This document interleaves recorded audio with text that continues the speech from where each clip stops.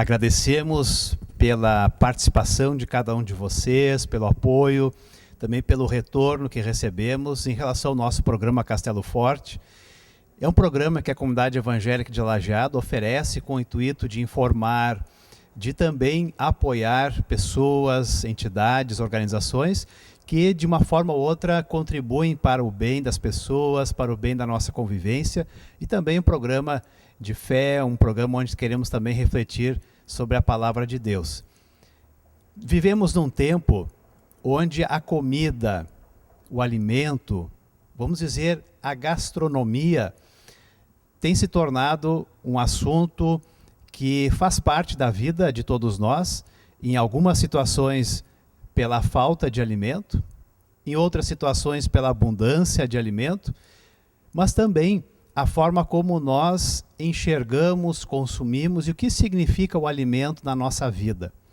Nós vamos poder conversar hoje com uma pessoa que gosta muito de servir, de criar, de proporcionar momentos bons em relação à gastronomia, alimentação e ao convívio ao redor dessa parte essencial do convívio humano. Temos conosco Petra Krieger, que é uma pessoa que tem ido atrás dos seus sonhos, estudou Direito, viveu e trabalhou em São Paulo, voltou para Lajeado e hoje faz aquilo que gosta muito. Petra, muito obrigado por aceitar o convite, conversar conosco. Você hoje trabalha nessa área da gastronomia. Conte para nós, por favor, como é que você chegou a entrar nessa área justamente de trabalho e por que você gosta tanto do que faz. Tudo bem? Tudo bem. Obrigada pelo convite, em poder estar aqui. Fico muito feliz em ter uma oportunidade para poder explicar um pouco o que é a gastronomia e por que eu cheguei até ela. Eu trabalhava em São Paulo, numa seguradora, e lidava com sinistros, que são acidentes e energia muito pesada, ruim, e estudava Direito lá, por ter alguma relação, então, com a área de seguros, mas eu sempre gostei muito de gastronomia, de cozinhar. E eu acho que, nesse sentido, eu tenho uma influência da minha avó paterna, que cozinhava muito bem, e sempre que eu ia de férias para a casa dela, eu, de alguma forma, tentava estar por perto, espiando o que ia sair. Isso sempre esteve muito ligado em mim. E, enfim, trabalhando com seguros, eu não estava me sentindo realizada, feliz. E eu via que com a gastronomia isso era diferente, porque eu poderia proporcionar bons momentos e boas sensações para as pessoas com aquilo que eu fazia. Então surgiu... Eu finalizei o curso de Direito, me formei em Direito e, em paralelo, fiz outros cursos na área gastronômica. E surgiu o momento que eu pensei, não, agora eu vou arriscar, eu vou tentar mudar totalmente, vou tentar trabalhar em algum restaurante, alguma coisa relacionada à gastronomia, porque isso eu vi que é o que eu quero.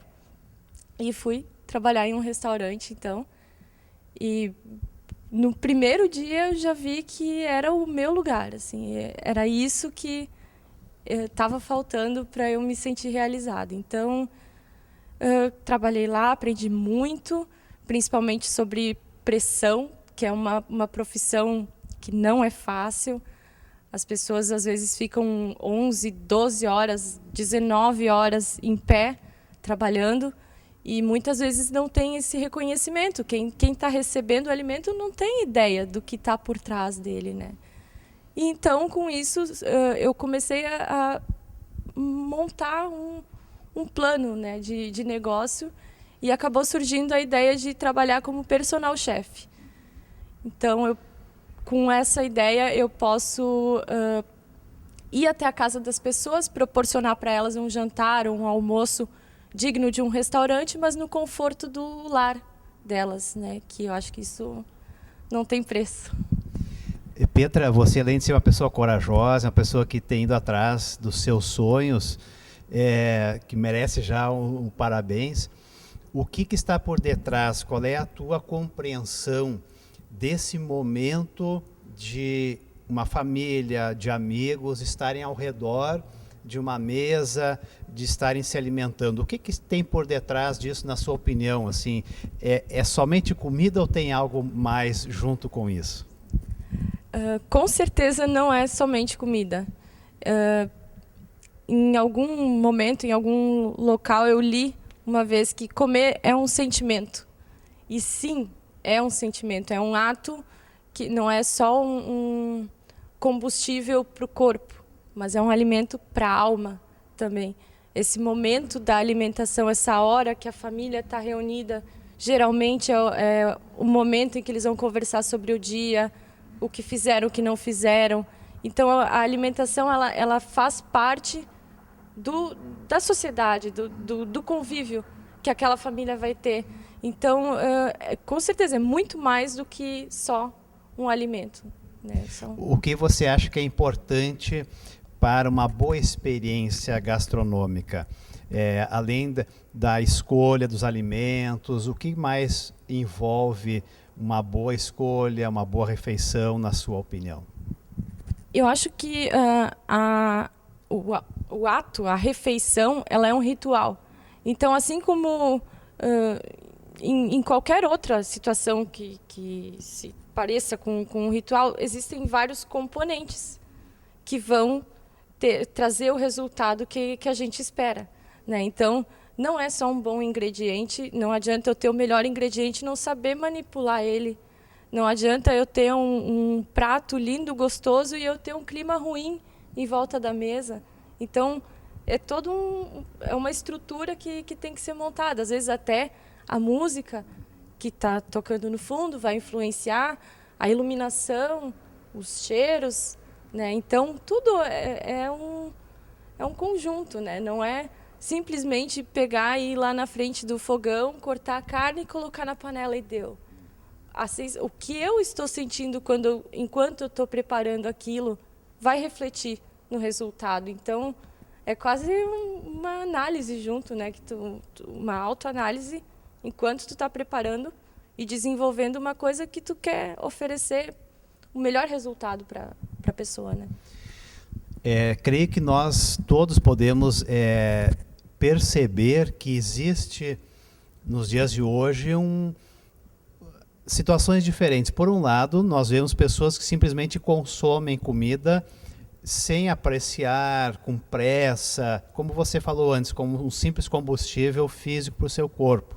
E às vezes o alimento também ele não é talvez recebido com tanta gratidão ou com o significado que ele tem.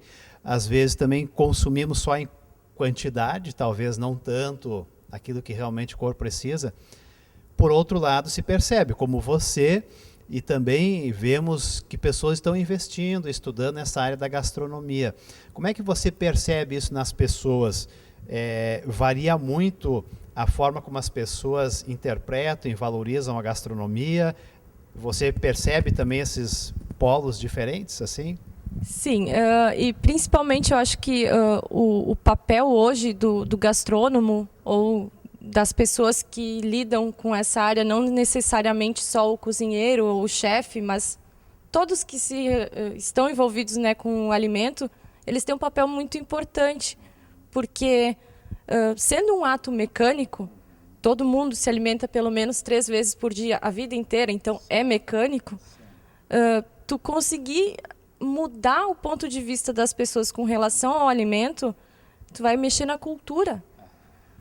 E isso não é um desafio fácil. Então, como nós, gastrônomos, vamos conseguir fazer as pessoas mudarem esse hábito e se acordarem de que não é uma coisa mecânica, é uma coisa importante. Tem uma frase bem batida que diz: você é o que você come.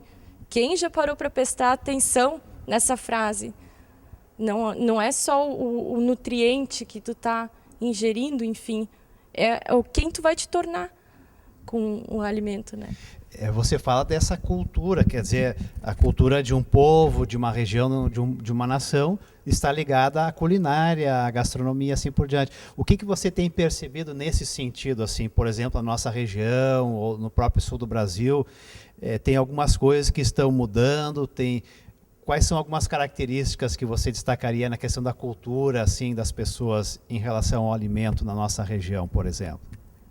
Eu acredito que aqui na região, principalmente, ainda existem algumas raízes gastronômicas, alguns pratos típicos que não vão sair de moda nunca, porque são nossos de tempos. Então, a cuca, o sagu com creme, enfim, são coisas que nem devem ser mexidas.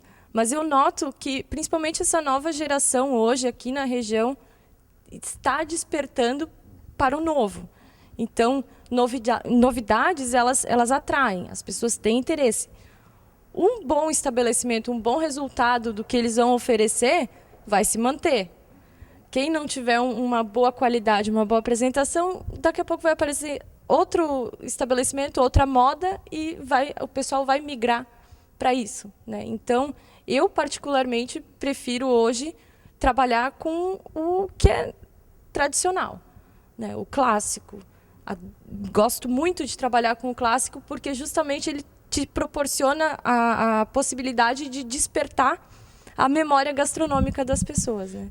Quer dizer, o tradicional, ou talvez, entre aspas, o antigo, ele pode ser bem trabalhado, ele pode ser feito de uma forma que é extremamente prazerosa e inclusive atual nesse sentido, assim? Exatamente. Você pode pegar o clássico e adaptar ele, porque a gastronomia é uma ciência também, não é só um sentimento, vamos dizer, mas é uma ciência também.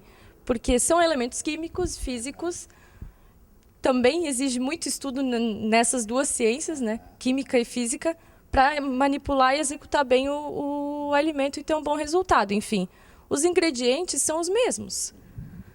A forma como tu vai manipular eles vai te dar um resultado totalmente diferente. Então, eu acho que essa é a grande magia de poder usar o clássico, mas adaptar ele sempre de uma forma diferente.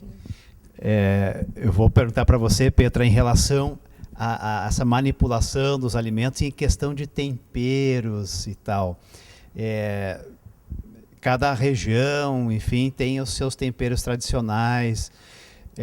Você diria assim que nós, em geral, somos pessoas que usam bem os nossos temperos? Como é que é essa área assim da gastronomia? A experiência que você tem tido, assim, as pessoas valorizam os temperos diferentes? Eu acho que sim. Com relação aos temperos, às vezes, mesmo em casa, enfim, nós nos limitamos muito. Não é nem por falta de interesse, talvez por falta de conhecimento. Talvez a minha avó usasse um tempero que eu nunca tivesse me dado conta que ela usava e eu tenho ele em casa e nunca usei, né? Então, eu acho que justamente isso também é uma coisa importante quando se trabalha com gastronomia, é explicar para as pessoas o que está sendo apresentado, né? Porque pode ser que ela não identifique o gosto, mas ele, em união com outros, vai gerar um resultado primoroso, né? Então, os temperos hoje que nós usamos aqui são variados, são usados na medida certa, eles são maravilhosos. Não acho legal a ideia de pegar muito tempero baiano ou qualquer coisa de outra região para trabalhar algum cardápio daqui, típico daqui. Mas é de cada um, né? E uma pergunta, Petra, nessa área também, que a gente sabe que sempre acaba tocando no bolso, né? A questão da alimentação. E especialmente também pensando no Brasil, né, atualmente, a alimentação boa, variada, é uma alimentação que provavelmente custe um pouco mais. O que você poderia comentar com a gente nesse sentido? Como é que nós podemos procurar ter uma boa alimentação saudável, a questão de aproveitar o alimento bem, cuidando também a questão do custo, o peso no bolso? O que você podia compartilhar conosco? Até é muito interessante essa pergunta, porque o meu trabalho de conclusão no curso de Direito foi sobre desperdício de alimentos e alternativas de reaproveitamento desse alimento ou isenção de taxas, enfim, para estimular a doação de alimentos que não são consumidos para pessoas que necessitam, né?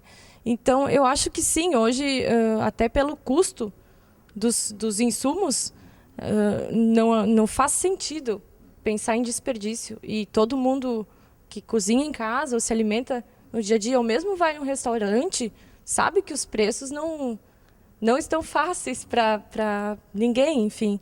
Então, foi outro grande desafio para mim, conseguir proporcionar para as pessoas uma refeição de um restaurante na casa delas, mas de maneira que também fosse viável financeiramente para elas. Né? Eu não posso sair cobrando R$300 por pessoa num jantar que eu não vou conseguir oferecer para elas o que eu tenho para oferecer. Né? Então, é desafiador.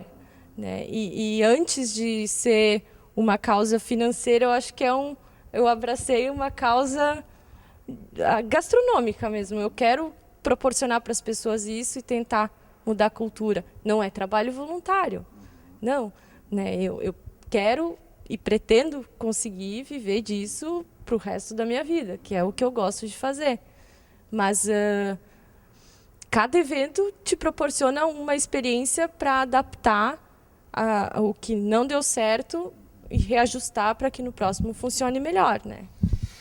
E nesses minutos finais aqui do nosso bate-papo, se você puder só comentar essa empreitada sua, você está se sentindo bem, está vendo oportunidades aparecendo, como é que está sendo então essa aposta que você está fazendo em providenciar, oferecer uma forma diferente de gastronomia nos lares, nas casas e em demais lugares assim? Como é que está indo esse empreendimento? Bom, agora fazem 2 anos que eu estou exclusivamente trabalhando com isso e eu me sinto realizada, assim, principalmente pelo aprendizado que cada evento me proporciona. Então, o conhecimento é a maior riqueza que a gente pode receber. Né? E se eu recebo esse conhecimento, essa experiência e consigo trabalhar ela para melhorar e proporcionar cada vez uma coisa melhor para os outros, é o melhor salário que eu poderia receber, sabe? Então, eu não sei nem explicar melhor. Assim, eu me sinto muito realizada em poder fazer o que eu amo e mostrar para as pessoas isso. E talvez esperar que elas reconheçam isso também. Né? Muito bem. Conversamos com Petra Krieger, que uma pessoa que fez uma opção de trabalhar, de ir numa direção que realmente lhe agrada, de escolher uma nova área de trabalho, especificamente na gastronomia, oferecendo às pessoas esse serviço que ela leva, então, aonde for necessário. Petra, fica o nosso parabéns, né? A sua pessoa. Obrigada. Por essa disposição, essa coragem, né, de arriscar, de ir atrás daquilo que você realmente gosta de fazer, e que nós possamos também crescer nessa área da alimentação, não simplesmente como consumidores de quantidades de alimento, mas pessoas que valorizam uma boa alimentação, que têm também uma alimentação que faz bem para o corpo, para a alma, para o convívio das pessoas, que a alimentação seja algo especial na vida de todos nós. Mais uma vez, então, Petra Krieger, muito obrigado pela sua presença, sucesso no seu trabalho e continue fazendo esse trabalho com muito gosto e amor, como você assim tem feito. Muito obrigada. Olá, amigos, amigas, irmãos, irmãs na fé. Convido para o nosso momento de diálogo e reflexão a partir da palavra de Deus, a partir da Bíblia. Hoje gostaria de conversar sobre aquilo que Deus deseja para nós em termos de conhecê-lo e de sermos impactados pela presença de Deus em nossa vida. Se a gente for definir o que significa ser um cristão ou ser membro de uma igreja cristã, talvez muitas pessoas iriam dizer que ser um cristão é ser membro de uma igreja, estar inscrito nessa igreja, contribuir com essa igreja, talvez ter uma Bíblia em casa, quem sabe, às vezes orar. Talvez diríamos ainda mais alguns quesitos no sentido de atividades, de coisas que a gente faz como cristãos. Na carta do apóstolo Paulo aos Colossenses, Novo Testamento, no capítulo 3, no versículo 10, Paulo diz que Deus, o nosso Criador, está ativamente trabalhando para que a nossa velha natureza vá se renovando, se transformando numa pessoa parecida com Ele, com Deus, para que nós possamos conhecer a Deus completamente. Imaginemos a profundidade dessa afirmação sobre Deus e a vida cristã. 2 pontos. Deus deseja nos transformar em pessoas cada vez mais parecidas com Ele. Segundo lugar, Deus quer que nós o conheçamos completamente. Que revelação fantástica! Ser cristão, viver uma vida com Deus, envolve sermos pessoas que vão sendo tornadas cada vez mais parecidas, que têm cada vez mais características que vêm do próprio Deus, nosso Criador. Talvez a gente pode pensar, como assim? Eu ser parecido com Deus? Mas isso não é querer demais, não é se achar? Vejamos, não somos nós que queremos ser Deus, mas é Deus que quer que nós sejamos parecidos com Ele. Portanto, é um convite, é uma oferta do próprio Deus. E em segundo lugar, Deus deseja ser conhecido por nós. Assim podemos dizer que viver uma vida de fé vai muito além de termos uma Bíblia, um catecismo menor, de termos alguma literatura cristã. Sermos cristãos vai muito além de sermos membros de uma igreja, mesmo que tudo isso seja importante. Ser cristão é entender que Deus, o nosso Criador, nos convida a sermos parecidos com Ele e a conhecermos esse Deus. A partir disto, o nosso ser completo, o nosso jeito de pensar, de agir, vai sendo tocado, influenciado, moldado pela própria natureza de Deus. E Deus faz isso através dos ensinamentos da Bíblia. Deus faz isso através da oração, da conversa com Ele. Deus faz isso através da comunhão, da conversa que nós temos no culto, nos grupos da igreja, na reflexão com outros irmãos na fé. Deus vai nos tocando, muitas vezes de formas inesperadas. Deus vai utilizando pessoas e até mesmo a sua criação para nos revelar quem Ele é. Queridos irmãos e irmãs em Cristo, que coisa maravilhosa! Deus é um Deus dinâmico, ativo, participativo e real. Ele deseja completamente impactar a nossa vida todos os dias, até o final da nossa existência aqui na Terra, para que possamos viver na sua presença, conhecendo quem Ele é. Não simplesmente fazendo atividades, cumprindo obrigações, cumprindo leis, mas sendo pessoas que vivem na companhia, na amizade, na graça, no amor desse Deus maravilhoso. Que assim a nossa visão da vida cristã seja uma visão cada vez mais ampla, mais profunda, na certeza de que Deus é um Deus ativo, presente e que faz diferença na vida de todos, que assim se abrem para a sua ação, a sua paz e o seu amor. Que a presença, a bênção, o cuidado desse Deus esteja com cada um de nós. Amém.